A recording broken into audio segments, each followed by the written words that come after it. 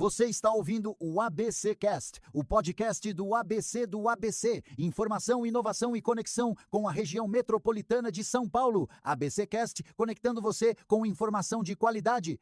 Fala, pessoal do ABC e toda a região metropolitana de São Paulo. Tá começando agora mais um ABC Cast, o podcast oficial do portal ABC do ABC, que deixa você por dentro de tudo que tá rolando, seja aqui no ABC, em São Paulo, no Brasil ou no mundo. E para conduzir aqui essa conversa tem eu, Suzana Rezende, e divido os mix, as bancadas com eles, João Pedro Mello. Fala, JP! Olá, pessoal! Uma ótima quinta-feira na área e a gente segue tentando equilibrar a tensão entre preço do mercado e a velocidade das delações que desembarcam em Brasília sem aviso prévio. E se o cenário político de hoje parece uma batata quente que ninguém quer segurar por muito tempo, pode ficar tranquilo que a gente faz o purê dessa confusão e destrincha o que realmente importa na tua vida. E hoje a gente começa falando sobre a operação da PF que mira Ciro Nogueira após a delação do Banco Master revelar esquema de repasses mensais. E a gente ainda fala do alerta do ministro Flávio Dino contra os penduricalhos no serviço público. Então, por aqui tu já sabe muito bem como é que funciona. A informação é direta, com contexto e análise para deixar o cenário do teu dia muito mais nítido. Então bora ajustar o volume do café e do fone, porque o ABCcast já tá começando.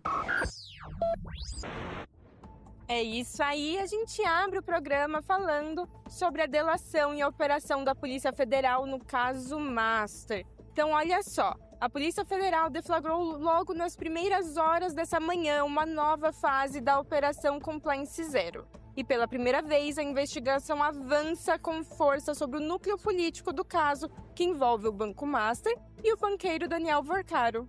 O alvo principal é o senador Ciro Nogueira, presidente nacional dos progressistas, que foi alvo de mandados de busca e apreensão após investigações apontarem indícios de repasses financeiros mensais sistemáticos direcionados ao parlamentar. Esse avanço agressivo da PF nessa manhã e a entrega dos anexos da delação premiada de Vorcaro não são coincidência.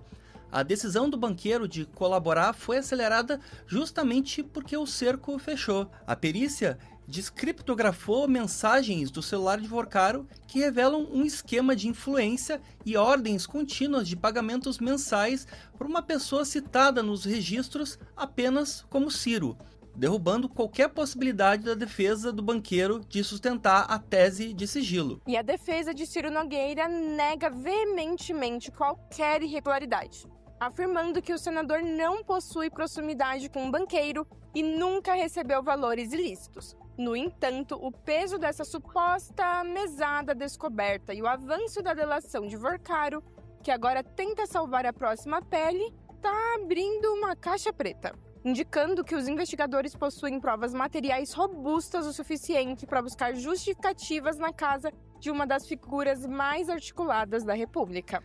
E esse movimento simultâneo, operação na casa do senador e a delação do banqueiro, força o mercado e o Congresso a recalcularem seus riscos em tempo recorde. A PF e a PGR agora cruzam os dados apreendidos hoje com as confissões de Vorcaro para decidir se homologam os benefícios da colaboração.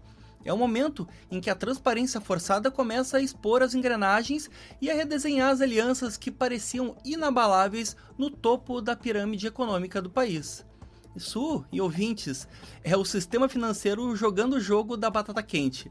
Mas, dessa vez, a batata veio acompanhada de um dossiê completo, carimbado e com um recibo de transferência mensal anexado.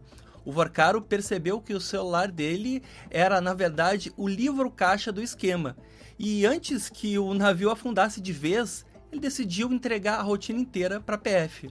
O clima nos gabinetes de luxo muda da taça de champanhe para a xícara de café amargo num piscar de olhos, quando o sócio de ontem vira o delator de hoje e a mensalidade vira alvo de busca e apreensão. E no fim das contas, a transparência em Brasília não nasce do arrependimento, nasce do desespero. A verdade só aparece quando o sigilo fica muito mais caro do que entregar o mapa da mina e ao menos garantir que o prejuízo seja dividido com os amigos de ontem. Pois é, JP, parece que o caso do Banco Master, eu ia falar que é uma caixinha de surpresa, Mas parece mais uma caixinha de Pandora, né? Que quanto mais você mexe, pior vai ficando. E agora vamos para o nosso giro de notícias, iniciando pela renegociação de dívidas em Campinas. Então, olha só.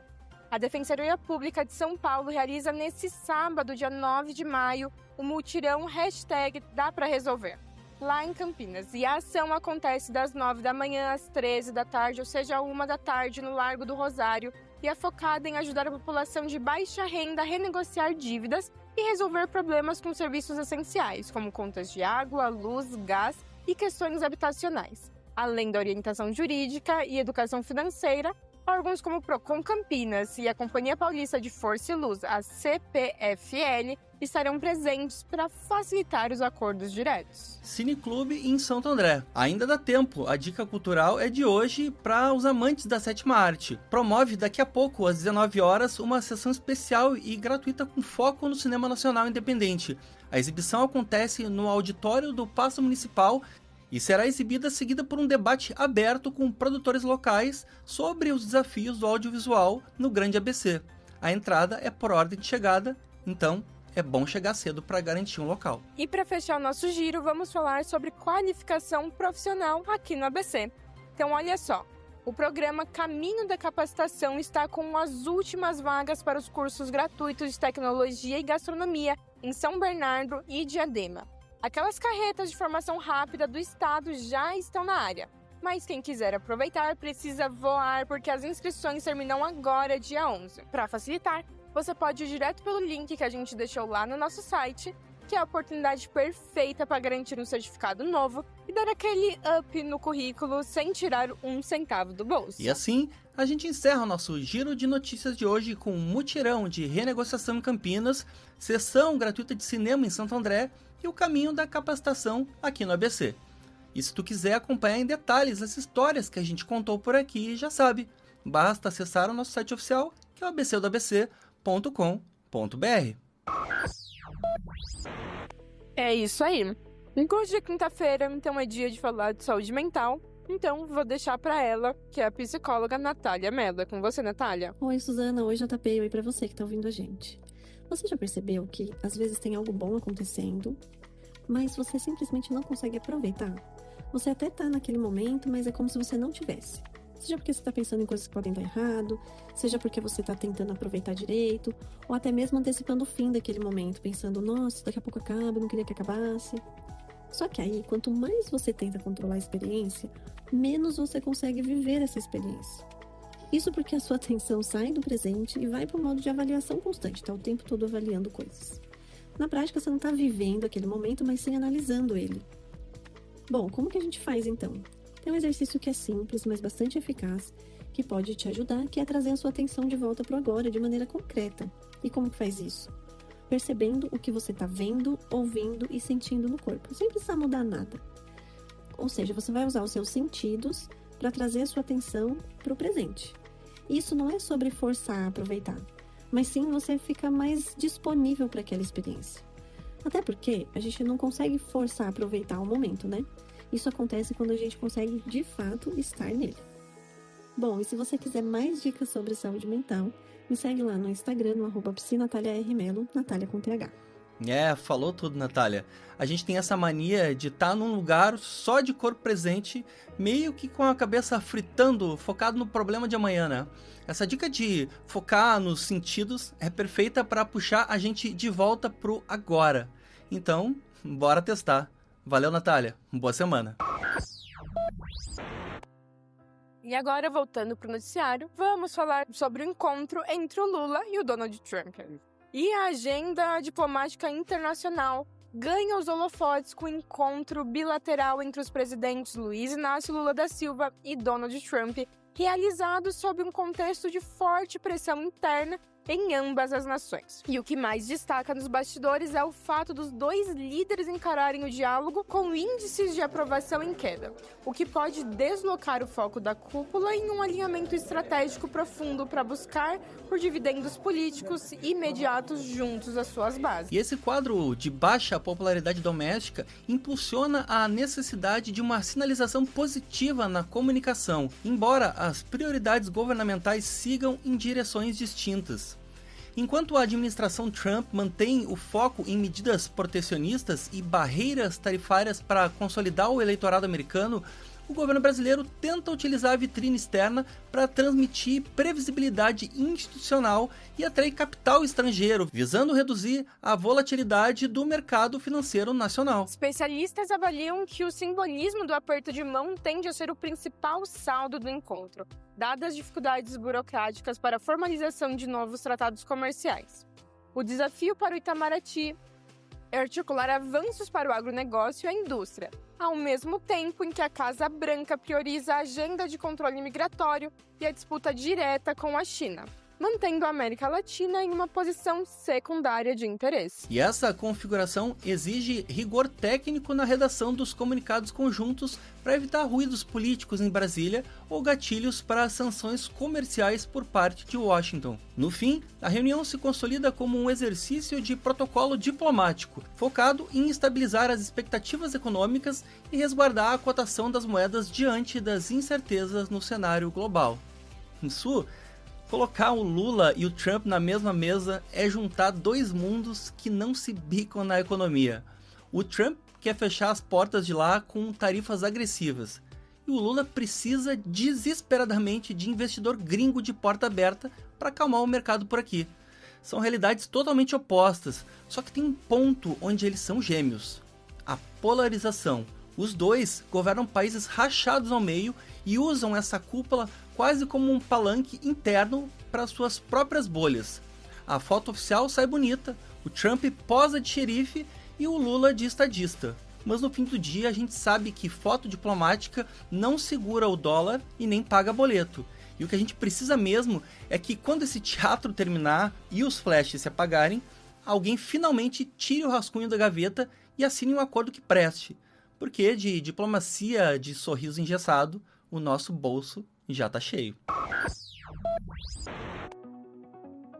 É isso aí. E agora vamos falar do veto aos penduricalhos. Então olha só, JP, olha só, ouvinte. Nisso, Flávio Dino emitiu um alerta contundente sobre a manutenção de benefícios extras, os famosos penduricalhos, que continuam sendo pagos a determinadas categorias do funcionalismo, mesmo após decisões restritivas do Supremo Tribunal Federal, o STF. Dino reforçou que tais pagamentos são absolutamente vedados. E a persistência dessas práticas configura uma afronta direta à autoridade da Corte e aos princípios de moralidade administrativa. E esse aviso de Dino não é apenas uma formalidade jurídica, não, mas uma tentativa de fechar as torneiras de um sistema que parece viciado em criar puxadinhos salariais para as elites do serviço público.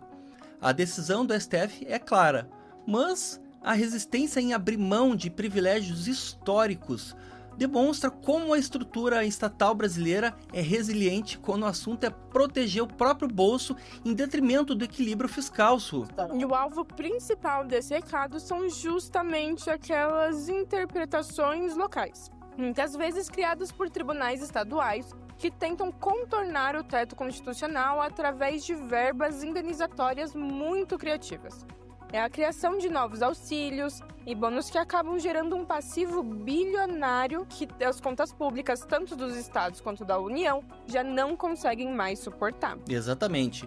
E ao usar o termo absolutamente vedado, o ministro tenta eliminar as chamadas zonas cinzentas da legislação que permitem a estados e municípios continuarem alimentando esse bônus, enquanto o cidadão comum é cobrado por cada centavo de produtividade do setor privado e lida com a inflação a uma pequena parcela do funcionalismo que segue encontrando brecha para inflar os contra-cheques muito acima do limite legal. Su, a criatividade brasileira continua sendo o lado errado da força. O lado do contra-cheque inflado, o penduricalho é aquele acessório que ninguém pediu, mas que custa uma fortuna para quem paga a conta. No caso, nós. o Dino tá tentando tirar o enfeite, mas o sistema é igual àquela árvore de Natal antiga. Você tira uma bolinha e aparece 3 luzinhas piscando do outro lado. É a velha narrativa do faça o que eu digo, mas não mexa no meu auxílio qualquer coisa. A gente apoia o rigor, mas não sabe que em Brasília o que é absolutamente vedado hoje sempre corre o risco de virar excepcionalmente permitido amanhã, por causa de alguma vírgula na lei, né? Então, no fim, a matemática de quem paga o imposto nunca bate com a lógica de quem inventa o privilégio. Realmente, JP. E é como você disse, né? Aqui no Brasil a gente tem auxílio tudo, se duvidar até auxílio vento para quem tá lá no superior. E quem aqui, trabalhador médio, precisa muitas vezes de um vale gás para poder ter um mínimo de dignidade. E tem eles que têm esses auxílios querendo tirar. Então, seguimos. E agora é a hora do nosso quadro queridinho, o Quem Disse Isso?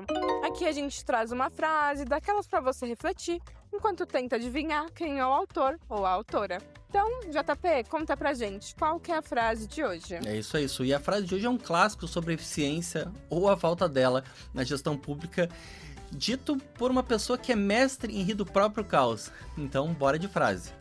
A política é a arte de procurar problemas, encontrá-los em toda parte, diagnosticá-los incorretamente e aplicar os remédios errados. Repetindo, a política é a arte de procurar problemas, encontrá-los em toda parte, diagnosticá-los incorretamente e aplicar os remédios errados. E é isso. Quem é o dono ou a dona da frase de hoje? Dá pra adivinhar? Ah, boa, JP.